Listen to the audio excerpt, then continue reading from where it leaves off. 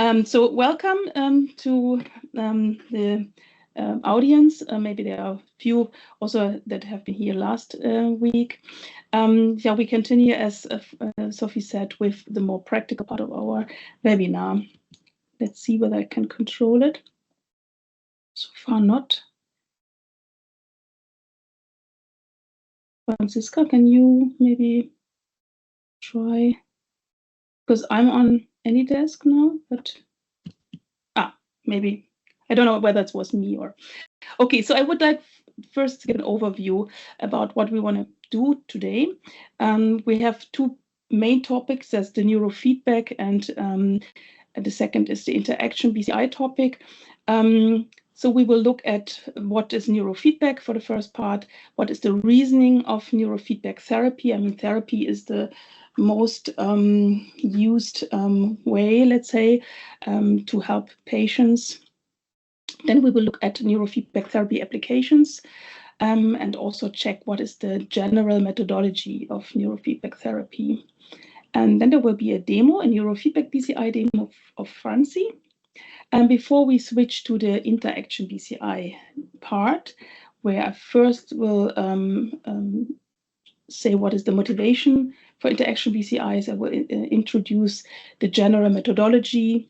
And also here we have a BCI demo on an example interaction BCI, a two-choice BCI, before Franzi will finish the part here with a perspective for fNIRS-BCIs.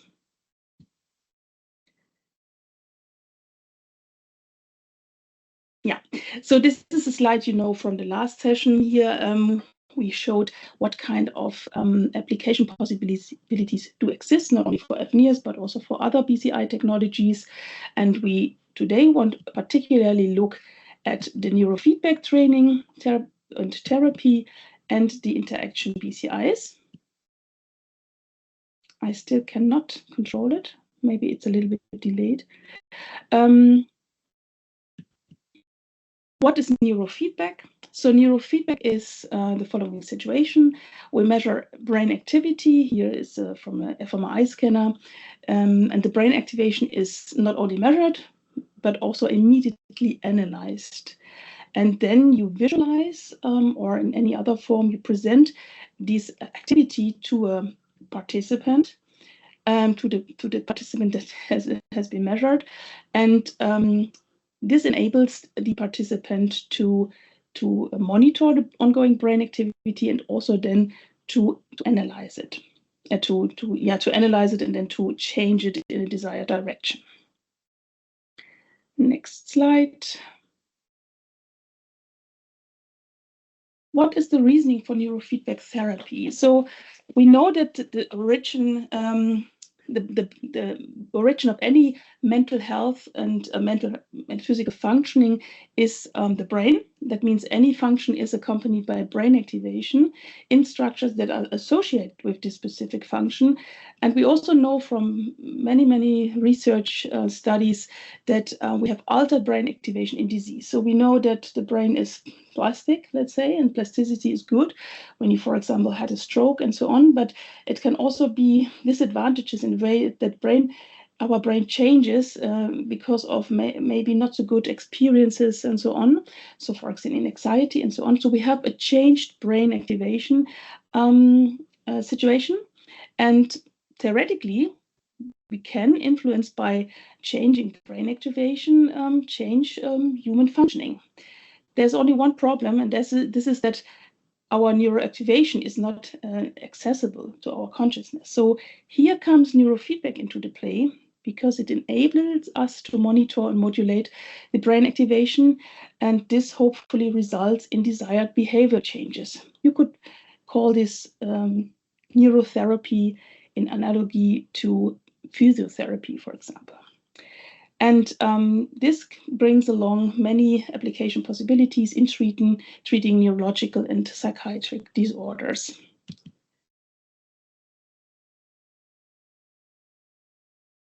Yes, so I will talk briefly about possible neurofeedback applications. I will really just briefly do that because you can, of course, say so many things about it, can very deep dive, but that's not what we want to do now.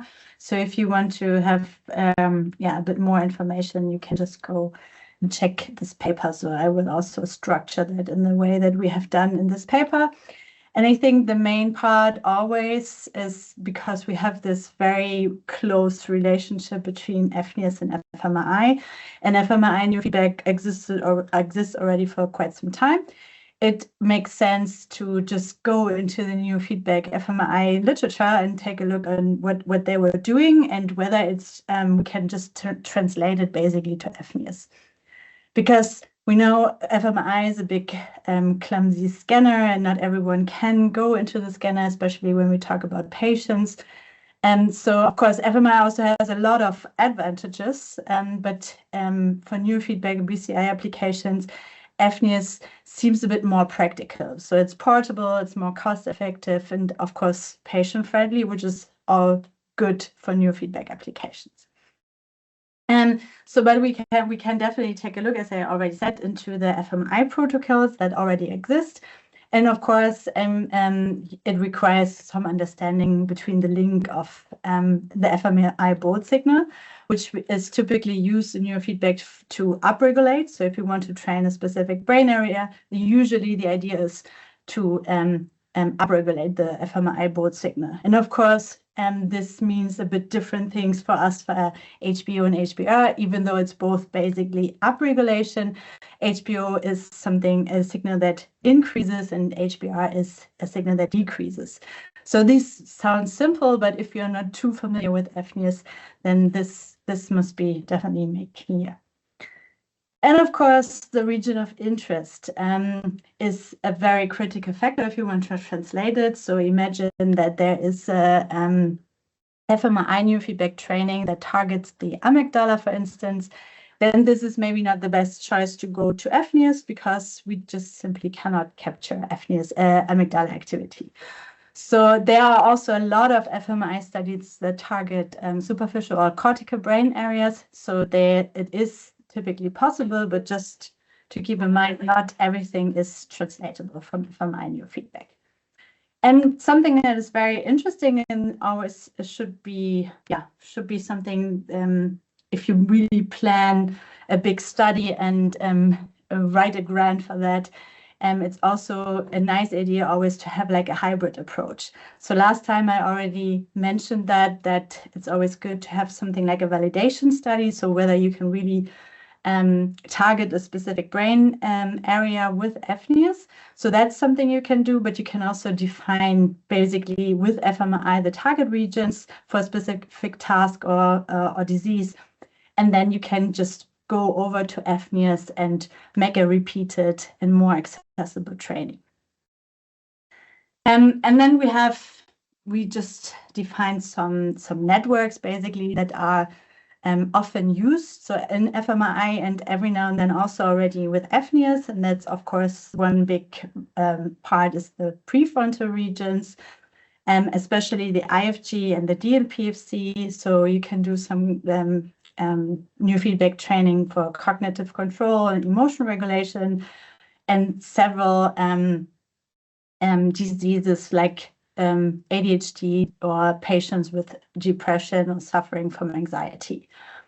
And the prefrontal regions are, of course, also quite nice for us in fNIRS because we very often have not much hair here, so we can have nice and clean data. Of course, that's not always the case. So IFG is usually also covered with hair, but if you're lucky, then your target channels are not covered with hair, and then it's also an advantage to use the prefrontal regions. And there are several applications already done, so like binge eating disorders, stroke recovery, cognitive aging, and as I said, ADHD, depression, and so on. So that is like a very big field, I guess. Then we have the language networks, here especially the IFG and the PSTG, which are again targets that are coming actually from fMRI research and that are feasible in fNIRS research. And here we have like papers already or studies already conducted with post-stroke aphasia and schizophrenia. Also, a very interesting field is the social network. So social network functions. So here there are already quite some fMRI studies that that use self-regulation of social networks in patients with autism spectrum disorder. And there is already also at least one proof of concept study that you can see here. So this is like, the idea was like the upregulation of the right TPJ, and they used like a avatar feedback. So in the no regulation phase, the avatar was neutral basically, and then in the regulation phase, the avatar should start smiling. That was basically the feedback. And there's also already feasibility shown for improvement of facial recognition capacities. And next steps include, and this is not only specific for social network, but basically for most neurofeedback applications, that we need more studies in general, and definitely, especially when we talk about the clinical parts, that we need larger RCTs for a better clinical translation. And like, I think probably the most popular or most used network is the motor system. Here, very classical paradigm, also very often done already in fMRI research, is of course motor imagery, especially the kinesthetic motor imagery, where you imagine how a movement feels like. So not how it looks like, not the visual motor imagery, but really how it feels like. It's a bit tricky sometimes for some patients. It's something that they really need to train to do, because it's not really something you do in your everyday life. Let's put it that way. And very specific targets that are usually targeted are the SMA and the premotor cortex for upregulation. And I mean, we know already quite well, I guess, in fNIRS research that we can definitely target the motor areas. And there are several applications for this. And one classical one when we talk about neurofeedback is, of course, the motor rehabilitation. And here, I think most often done are diseases like Parkinson's disease or persons suffering from stroke. Yes, I think now it's your turn again. Can you control it? Thanks, Franzi. Now let's see whether I can control it. I tried, otherwise I would like to ask you to go on, but I think now it's okay. In the next slide, what I want to do is I want to guide you through the neurofeedback methodology a little bit more, because there are several aspects that need to be considered before you start. It's just also based on literature that we see some things are missing and so on. So the first thing what you always have to consider is there established evidence concerning the neural correlates for the disease or for the specific symptom that you target? So what you have to do is careful literature review, because only if you know what to change and how to change is what is the desired brain activation level, pattern, connectivity, whatever, then we should do a neurofeedback training or therapy in this case. So it can be either regional hyper or hypoactivation. It can be an in or decreased brain connectivity. It might also be a specific multivariate brain activation pattern. All these things have been maybe the outcome of big clinical studies investigating patients versus healthy, age-matched and other matched individuals.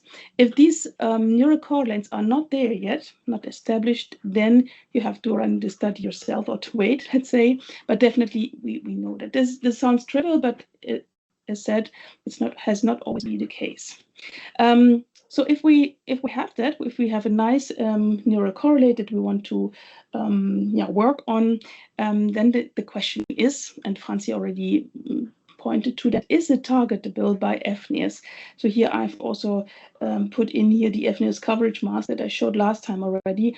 We cannot go too deep So if our neurocorrelate is situated too deep in the brain, we have to switch to another functional neuroimaging modality, for example, fMRI or EEG. And you can still maybe translate later it to the fNIRS technology.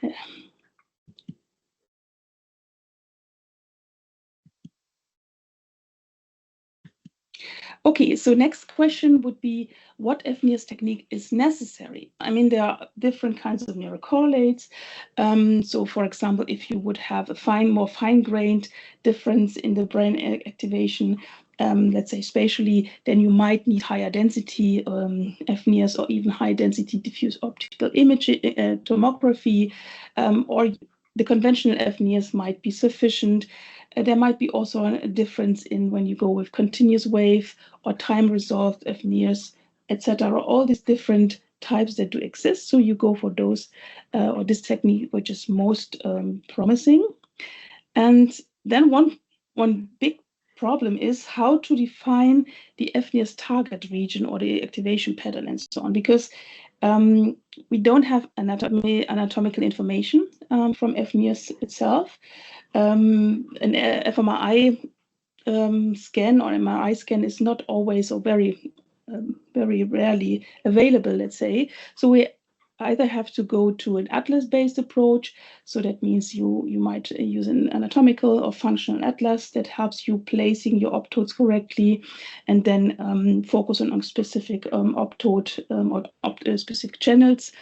Or you might also do a functional localizer procedure, so that you first have a localizer task and you try to define, for example, the SMA area or in any other area, and then you go with those channels for providing feedback that very likely representing these target areas.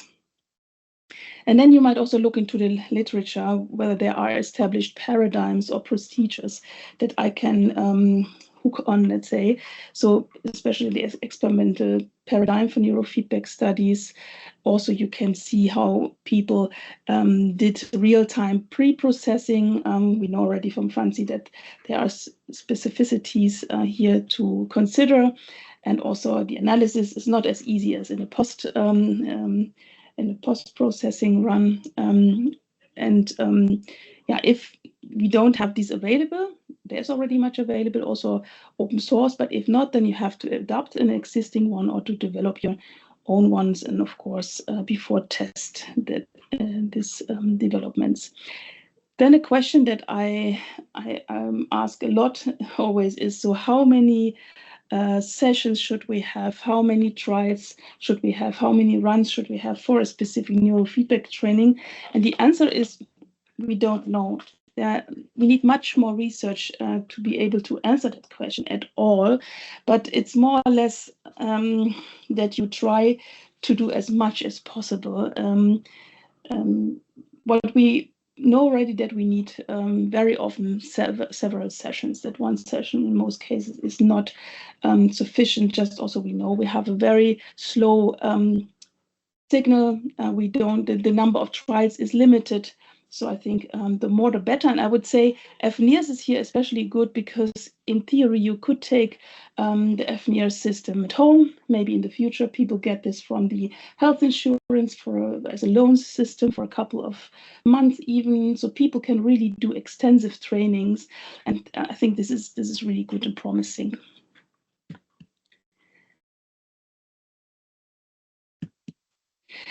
When it comes to another question, namely the question of control groups to be implemented in such a study, I mean, for sure, we know there are many effects that can explain our nice effects. For example, that someone can control an area better, or it has an improvement in a symptom and so on, because we know that we have effects like the effect of social desirability, also the effect that people have when they are confronted with technical equipment.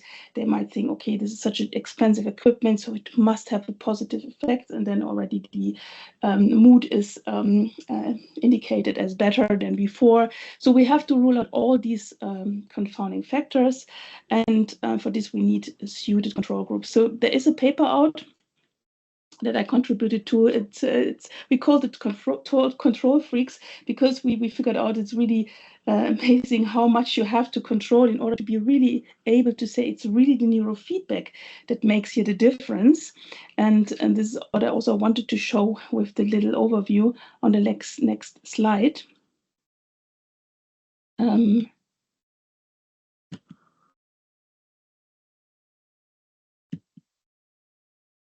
Franzi, can you maybe switch to the next slide? It doesn't work. So here you see the different kinds of control conditions that do exist. So for example, just no control is also kind of a control, not the best, of course. And then you also see what do they control for. When you see the red X, that means, okay, there is no real control for example, motivation effects, and so on. And I do not want to go with you through all these different columns and so on, but the take-home message is there is not a single control condition that is perfect and is sufficient, is enough. We need always a minimum of at least 2 or even more control conditions that can be, for example, bidirectional regulation control, or the treatment as usual is a control, or the whole placebo control group with sham feedback or alternative feedback, and so on and so on. So there's no perfect situation here when you do only one. What I also want to say is that, of course, if you want to do it really correct and 100% optimal, it's also a question of time, effort, and money. So that means that we can also already maybe go on with a limited amount of controls, maybe even only one control. We should not be so overwhelmed by this kind of methodological problem or issues that we are confronted with, but we should just try and, to have a control condition is already very good. So, but I think it's good to be aware of the situation, maybe select the most suitable, but also maybe just the one that is feasible for your study. Okay, next slide. Last but not least, what is really important, especially when you look at various patient groups that you want to train, is how do you need to present the neurofeedback information, because it's a quite artificial signal. No one is really used to that. So how to present that? And it can be very complex, but can be also quite simple. The problem with, if it's complex, it might be more entertaining. If it's too simple, people might get tired or bored even. So one thing what is of course very important is to select the best possible sensory modality. So it can be visual, auditory, or even tactile, or thinkable, and you select that according to what is best suited. And then one important aspect also is that at the end, you want to measure your neurofeedback success. That means we should compare something pre-post the training. And this might either you look at the neurofeedback values from the beginning to the end, whether they improve, or are our behavior measures pointing to an effect, for example, that we were aiming at. But we can also look at additional neuroimaging markers. So like using EEG, fMRI, MRI, DTI, etc. So maybe another fNIRS investigation might be informative here. So now I give the word back to Franziska. Okay, so I prepared, so I will show you in a minute, hopefully, a BCI, a neurofeedback demo. So while Bettina was talking, my computer nearly crashed, so I hope it will work. We'll see. But I will just give you a brief introduction first. So what we have done during the COVID pandemic, or right after we were allowed to go back into the lab, into the hospitals, and to measure people, we actually had big plans. So we developed a neurofeedback for Parkinson's disease and for Parkinson's Usually, of course, as I said, we cannot go deep into the brain, so basal ganglia that is affected, it's not really possible. So what is done, and was also previously done with fMRI neurofeedback for Parkinson's disease, is that we are train the upregulation of the supplementary motor area that is also affected in Parkinson's disease. So this was, of course, our target area, and these channels you can see here in the in this channel layout, we basically really translated into our neurofeedback. So what the people were seeing was really the pure activity, so the signal change of this of the SMA activity of all channels. So our initial plan was developing our feedback, test it with healthy older adults, and then go in another study for doing the same thing with Parkinson's patients. However, as I already mentioned, the COVID pandemic happened, and we had to adjust our study a bit. So what we have done at the end was that we had 3 groups. One was the neurofeedback group, consisting of healthy older adults. Our control group was a no neurofeedback group that was also healthy older adults, but they performed basically the same motor imagery task, but without receiving any neurofeedback. And then we added on top a Parkinson's disease group, basically something like the feasibility, because there was no time for adding another control group for Parkinson's patients, but we just really wanted to try it whether patients also are able to control the feedback.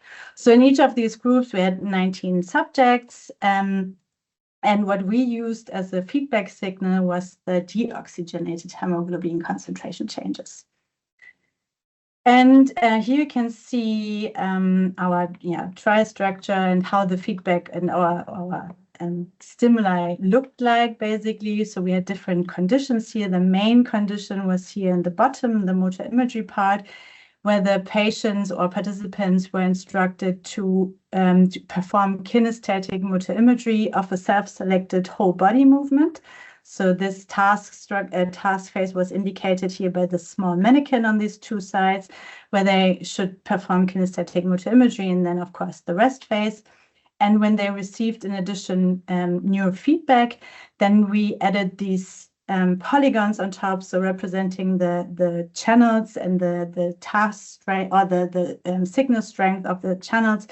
And we instructed them that they should try, by performing kinesthetic motor imagery, to make the polygons as red as possible. And then we additionally had some sort of a passive neurofeedback, if you want. So of course they should do the same thing. They should rest and not performing any task during the rest phase.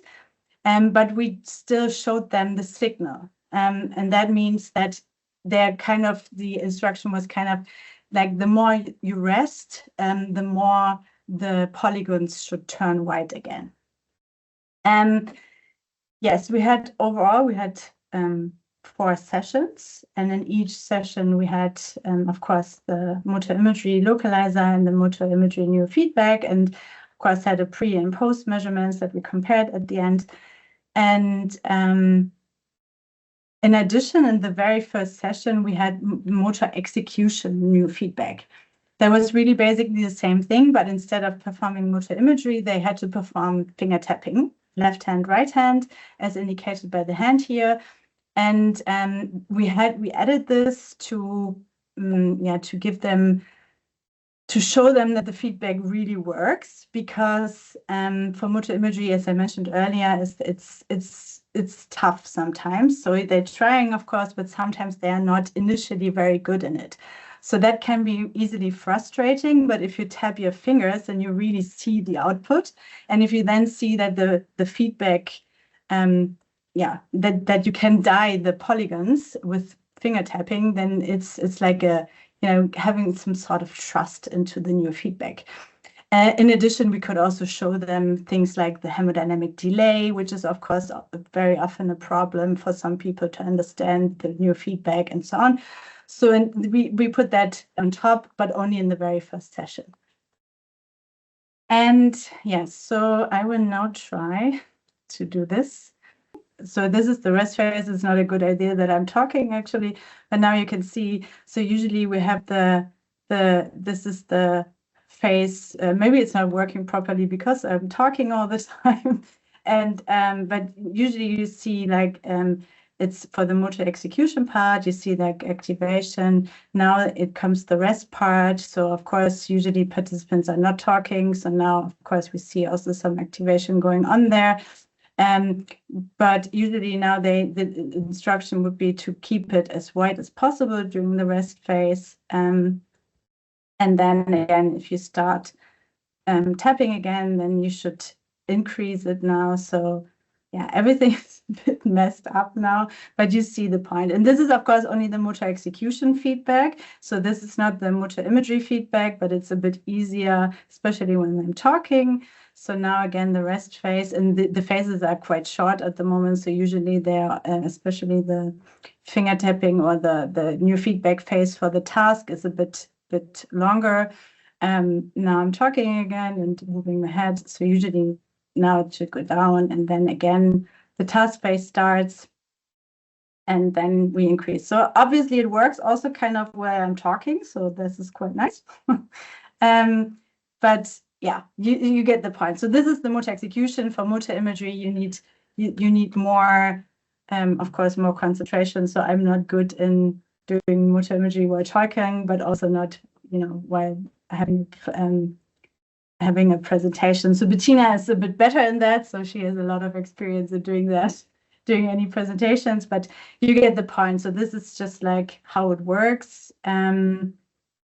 Yes, just a brief. I'm happy that it didn't crash. So that's the best. I have another slide. So this is just like a really brief wrapping up the results here. So what we have with the patients, of course, for us, it was really like a feasibility study. Is everyone able to control the neurofeedback? And that is always a very important question, of course, because you can have very nice feedback and so on. But if the person or the patient does not have the feeling of controllability, then it's kind of useless, if you want. So not useless, but the person needs to have the feeling. Otherwise, it maybe don't want to continue the training. So what we see here for our two new feedback groups, so the healthy group and the patient group, that we see that over the 4 sessions and all the participants, we see that most of them, a huge part, really had a good feeling of controllability during the task and during the rest neurofeedback. So every now and then there was a patient, this one, for instance, that was not as happy from second session on. But most of them, they were definitely had a feeling of controllability, and that is really good. And then in addition, I can also show you some results here. So what we have here, we compared the 2 healthy groups, so the no new feedback group and the new feedback group, and the 2 new feedback groups, so healthy and patient groups. So especially for the comparison for no new feedback and new feedback. So here for deoxy, we see that the healthy individuals were definitely able to increase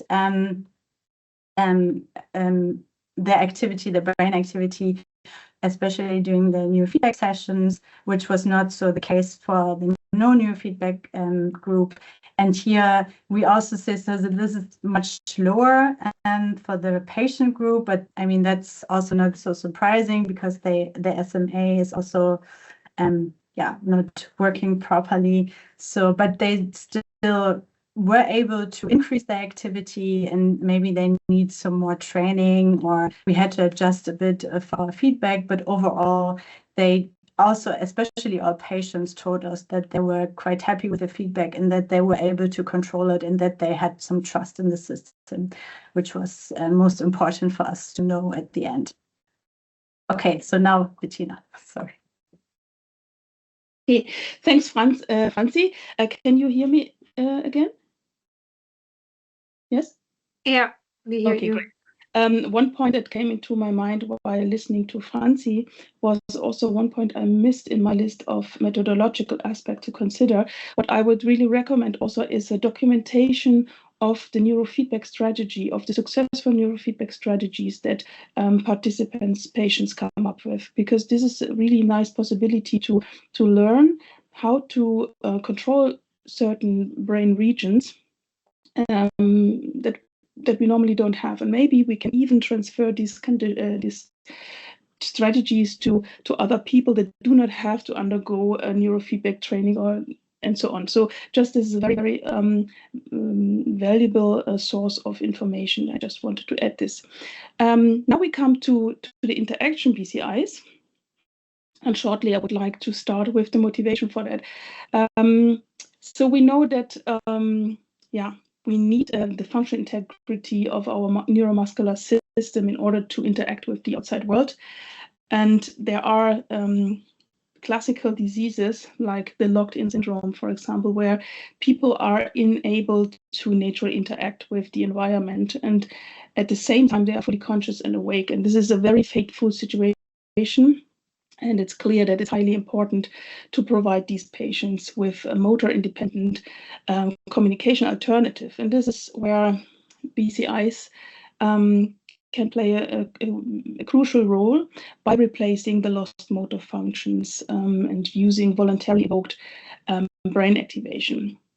So the field of application, the population, the different populations, patient populations are manifold. For example, cerebral palsy, severe cases, of course. Then also patients with disorders of consciousness that cannot communicate, just also because of very severe spasticity or also motor paralysis. Then classically locked-in syndrome and so on and so on. Maybe Franziska, you have to help me when you don't see that it's proceeding with the slides. When we look at BCIs, one thing is what is very important is, of course, is how can I use my brain signals for communication, for example. Here we have a very easy case that I also would like to concentrate later on, namely to communicate a yes or a no answer. And of course, the best would be if we just take the direct way. We just think yes and we think no.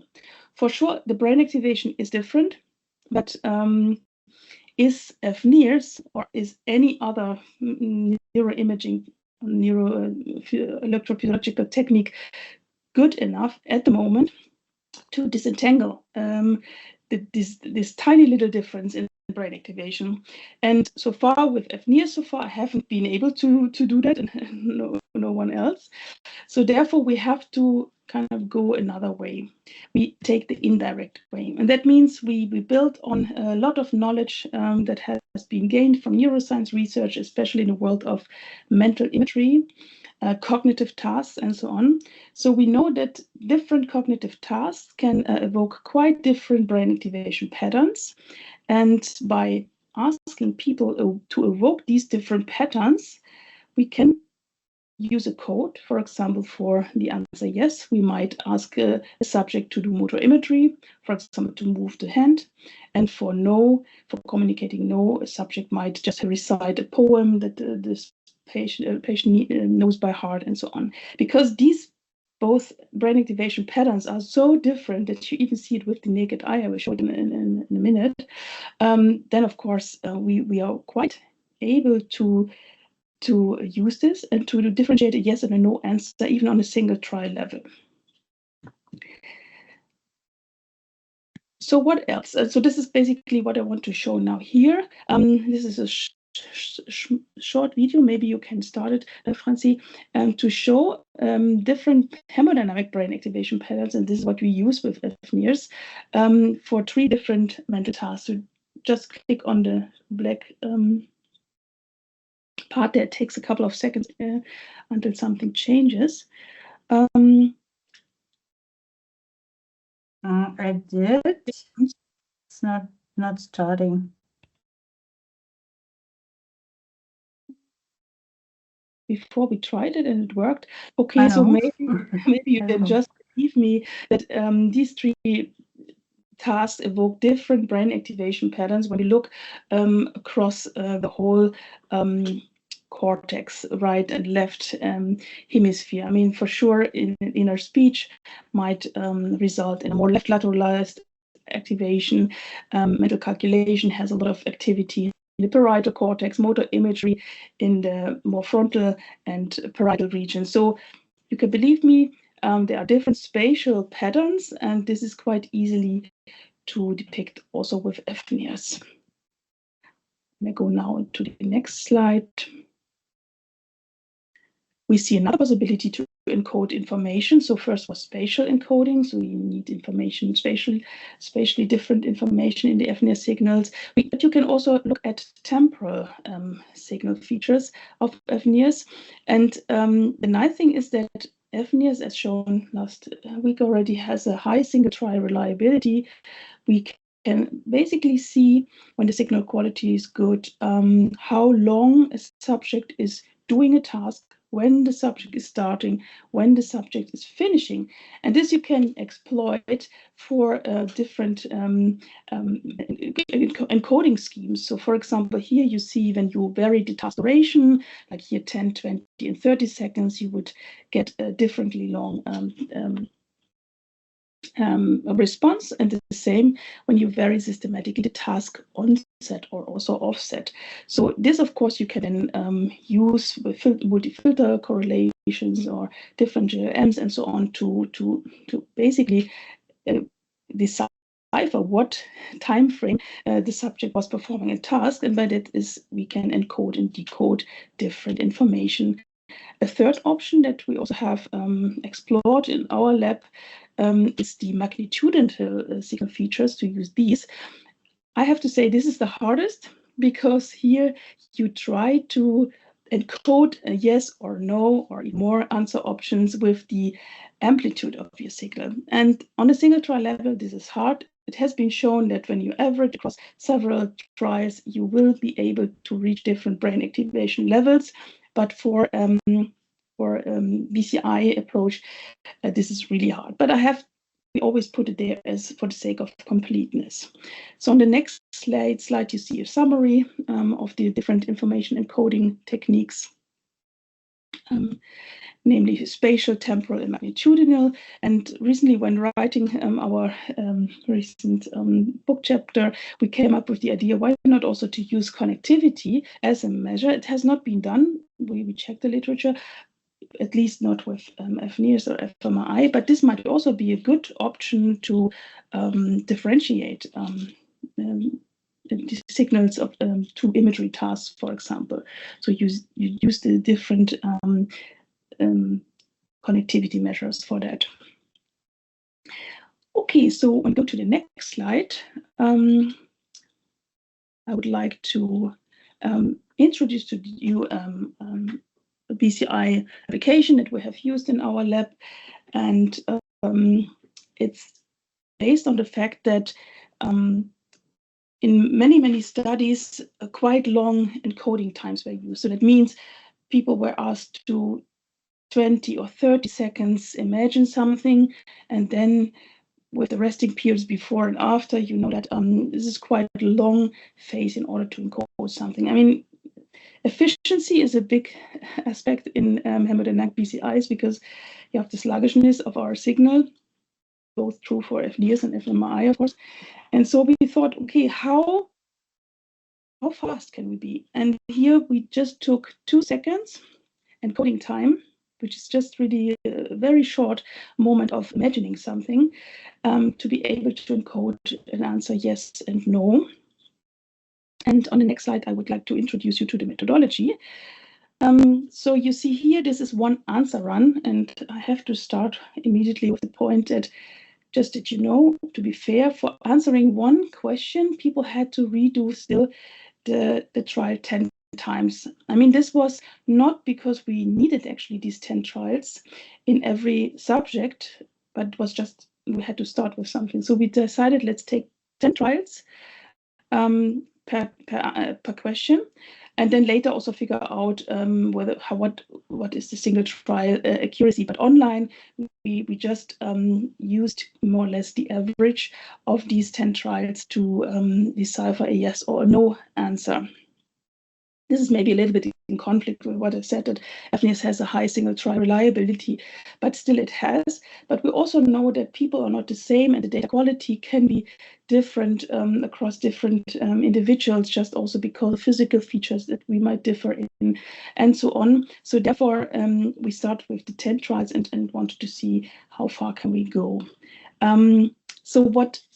How was a yes or a no encoded? So you see here, one single trial consisted of a yes phase and a no phase. So the yes phase always was the first phase. And in an answer trial, basically the subject had to encode in the first 5 trials the correct answer, and in the last part, the incorrect answer. This was just because we want to make sure that we have the same amount of yeses and nos encoded in order not to see that there's a bias and so on.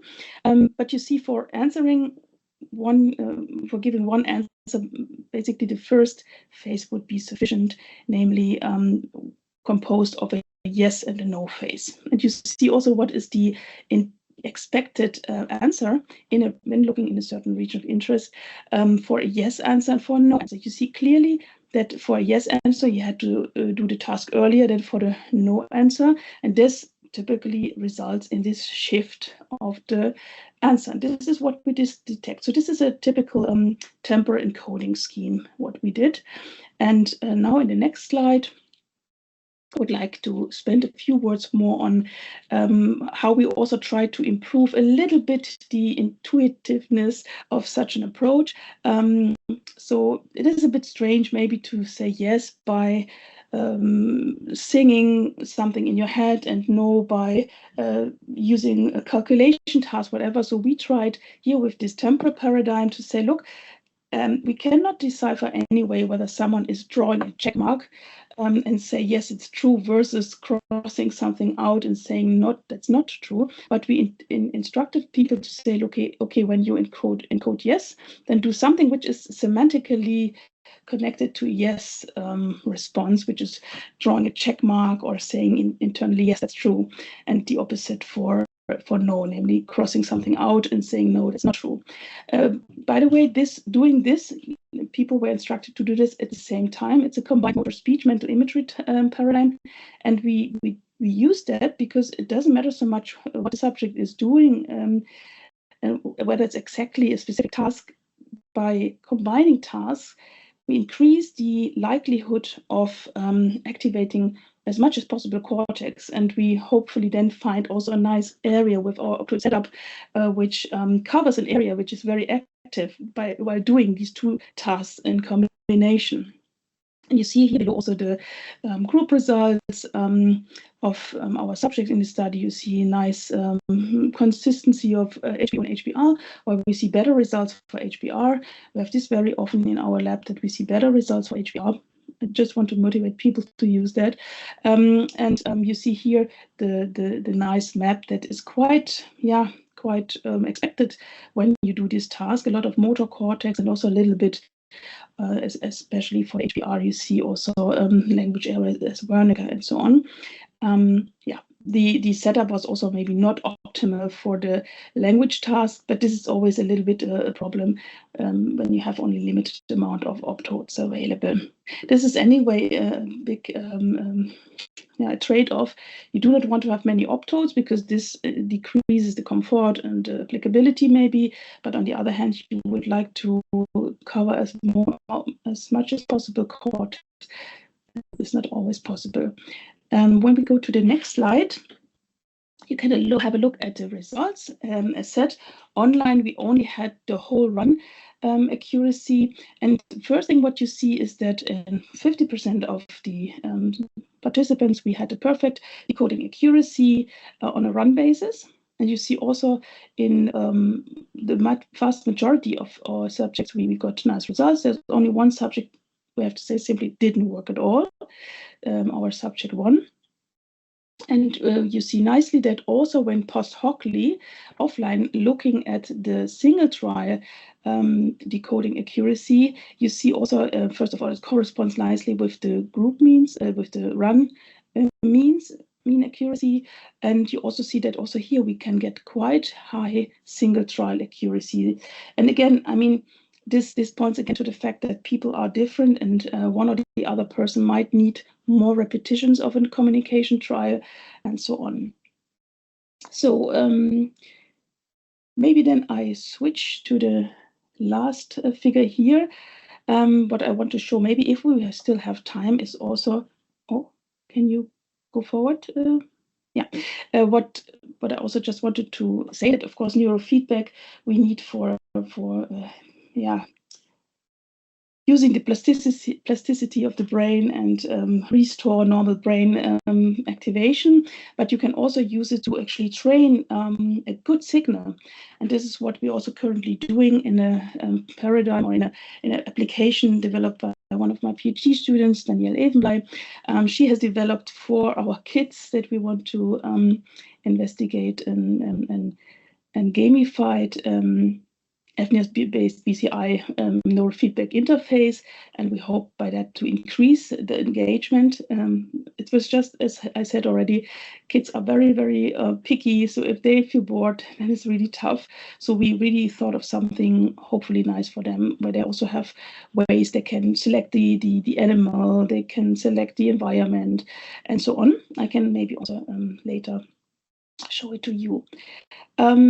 Yeah, so now I would like to switch to the demo.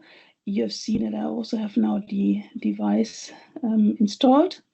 I will now, so now having this prepared, I would like to go to Turbo Satori. Just to shortly introduce you, what you see here is 4 trials. I will perform 4 trials, and I will select an area that I know that will work. Or let's say the likelihood it's high that it works. I'm not 100% sure, of course.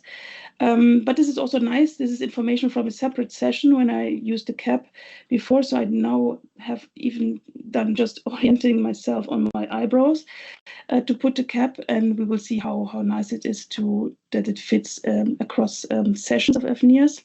So I have selected the channel 8.7. Here, this is the channel that should correspond to premotor or motor sensory cortex, let's say. And you will see, and we will also focus on deoxygenated hemoglobin, on HBR, also just because, honestly, that works better in my case, and why not then to use something that works, hopefully. What we'll see now in a minute when we have started the system is then here, you see then here a signal building up from left to right. And then they will be here seen more easily that I invade in this kind of colored area. And I will have a green curve and a red curve, and the green curve, the green curve reaches this field. I have to do the task when I want to say yes. And when I want to say no, I do nothing when the green curve comes here, but when then the red curve arrives this field, basically it's the same as when here now the signal comes from left and reaches the yes phase, then I do, maybe I can indicate that here. So how would it look like for a yes answer? Prototypically, that would be perfect. This is what we would like to see, is a response, of course, delayed for saying a yes. This is what it would look like. And a no would look like this. Then it's shifted, and we will always look now on single trials here, and we will use a plugin that we have here in our Turbo Satori software. It's called BCI and Choices. We have 2 choices, and these are the specs, just that we have a single trial length of only 2 seconds, and between there is some break, of course, in order to have a clear different signal in time. This I might leave already evoked. So I will now put away the kind of best case scenario, no? And we'll focus only on the HB that I choose now. Yeah, but now the time is ripe to start. I will just make it like this, that you see the output, and you see also the signal going from left to right. Let me see. Maybe one thing what I would like to explain. In a second, you will see here. Let me see when I say. Okay. When you will see in a second here the decoding. It will be automatically done. And just that you know, in this window, there will pop up something like decision 2 or decision 1, and 2 responds or corresponds to the no answer, and the yes, and the 1 corresponds to the yes answer. So how it is in our trial. So first comes the yes answer and then the no period. And I would like to ask maybe Sophie, because she's possible to talk, whether she can select a kind of order in which I should encode my answer. So options are yes, yes, no, no, or no, no, yes, yes, or yes, no, yes, no. What should I encode? No, yes, yes, no. Okay, no, yes, yes, no. So it's a mirrored design. That's good. And I start with no. Okay, this is maybe the most difficult part now to keep this in mind. No, yes, yes, no, right? No, yes, yes, no. Okay. Yes. Good. Let's hope that it works. I will now start the measurement. And maybe Franzi can say something if it's too boring or whatever. So I will now go to OxySoft and start the measurement.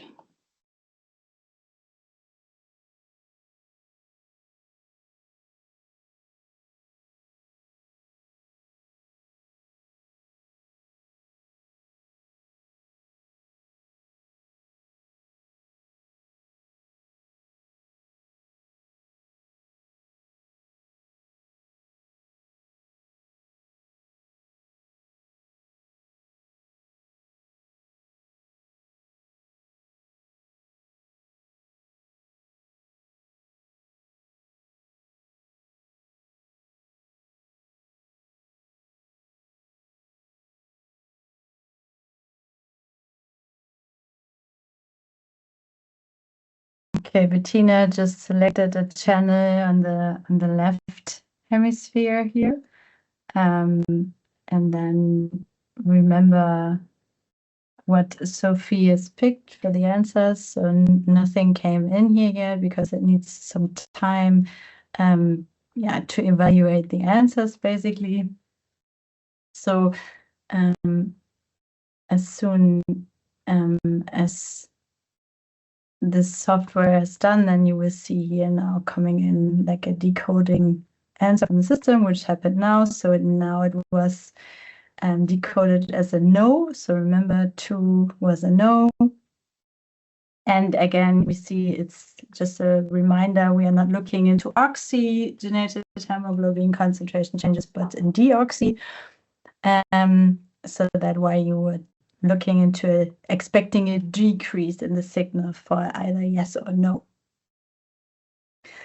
So now the 2 parts are done. So the next one came in, which was is it now the lower one? It's a 1, so it's a yes answer. Okay, so this is the 3rd try now. And it looks very similar to the one before, so that looks already quite good, I guess. And now the next answer should come in now. We see another 1, it was another yes. And now starting with the last trial. So again, we're expecting a decrease, and now the no part comes, and it looks good, I would say. So the signal decreases after the no answer, and yeah, the system also detected this as a no answer. Yeah, I think that worked quite well, right? Okay, we leave just OxySoft on, so I will just continue with the measurements. I will just stop Satori for now, Tobo Satori. Now it gives here this warning. Maybe what I wanted to show now also here is now the oxygenated signal, and maybe only this. So then when you see here that you have also fluctuations more for the here in the oxy curve, but also very clear here for the no higher than for yes, here higher for yes, not for no. Yeah, So it's good, but maybe this trial would have been hard to decode just based on oxy. So you see there's a preference in my case to use deoxygenated hemoglobin. Yeah, so now I think I closed turbosatory and started again just to make sure, because there was this message with this error. So you see here the nice Almayer waves in my signal. This is of course one, and you see also that is especially for the oxy. So maybe therefore the deoxy works better, because I have really huge Meyer waves here. So I select the real-time mode from turbosatory. And now I have to go to the game. And I will do a few neurofeedback trials. Maybe also Franzi can comment a little bit what is happening here. Of course, I have to select a channel, interest.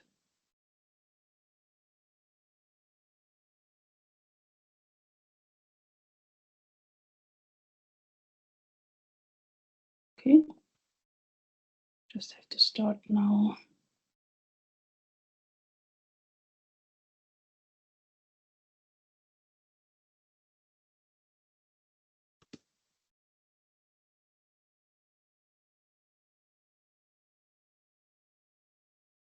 Yeah, so this is it's a very, very nice new feedback also. I don't know, Bettina, I'm not sure whether we can see the feedback really, the full.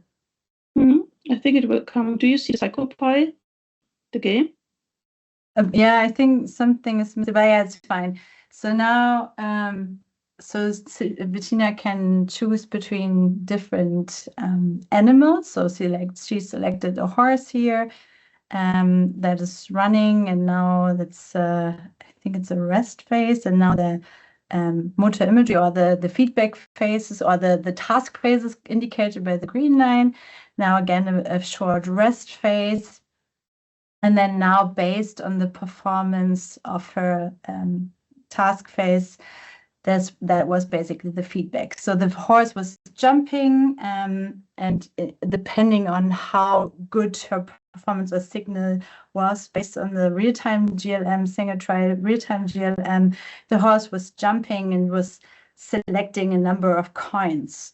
So she had, I don't remember, like 4 or 5 coins now selected. So it was like a quite good performance already.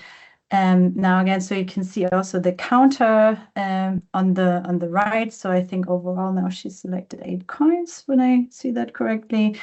Again, now the rest phase and waiting. Now there was a really, really good jump, so good signal. That was indicated. So again, now the task phase where she's performing the task, again still waiting for it for encoding that basically. So this is not like it's not the one that we saw from my side. So there are 2 differences. So in my demo, it was a continuous feedback. So all the time you got feedback, and this is something we call intermittent feedback. So she's performing the task, then we wait a little bit, and then afterwards you get the feedback. So both have their advantages and disadvantages, but I think in this case it's a very, very nice feedback display, and I think it's very engaging. Yeah, I can tell you it's really much more fun. I mean, I haven't tried Franzi's one. I think this was also very cool, especially for a neuroscientist.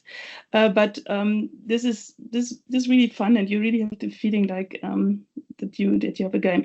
And what I want to stress maybe is, and maybe also to motivate people to use this engaging feedback, because you see that even the feedback is quite complex, and there's a lot of visual noise and so on, and even the sounds and so on. The signal, at least for our area that we focused on here, some premotor cortex or something, there is no big issue with this. And I mean, even now when I talk to you now, you see also the signal that we see here now is kind of Meyer wave like. It's just that what we expect when we do nothing. So my real suggestion is try to use motivating, engaging feedback. It might be just the benefits might overrule the little disadvantages what might bring them with it. Yeah. So I think we have to just quickly finish the slide. So I just really want to really briefly, again, it's from this paper, so you can also, if you're interested in this, so but just talking a bit about ideas or perspective for fNIRS-BCIs. And there are several things you can consider. One thing is that we think would be a nice idea would be this, to try and use high density neurofeedback. So, you know, like the general layouts look something like this. You have this 3 centimeter distances between sources and detectors. So you're not covering that much, but you also have some these what we call blind spots. So areas that, yeah, we're just simply not know what happening there, especially for neurofeedback.